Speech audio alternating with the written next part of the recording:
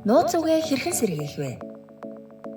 Та e-баримт аппликейшн ашиглан нууц үгээ сэргээх бол нууц үг мартсан хэсгийг сонгон, өөрийн бүртгэлдээ имэйл хаягийг оруулан илгээх товчийг дарснаар таны имэйл хаяганд нэвтрэх нэр нууц үг илгээгдэх болно.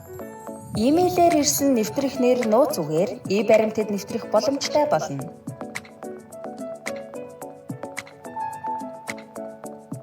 Нууц үгээ хэрхэн сэргээх вэ? Бүртгэлтэй утасны дугаараас 13 тусгай дугаарт асуултын тэмдэгт илгээснээр нэвтрэх нэр нууц үгээ хүлээн авна.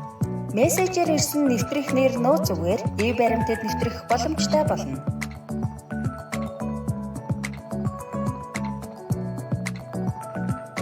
Хэрэв та бүртгэлдээ имэйл хаяг болон утасны дугаараар нууц үгээ сэргээх боломжгүй бол Улаанбаатар хотод Гайл татвар санхүүгийн мэдээллийн технологийн төвд болон Дүнжин гарав, Даргон, Мишельтүүд байрлах нийслэлийн үйлчилгээний нэгдсэн төвд хэрвээ орон нутагт бол Харьяа татварын албанд хандна.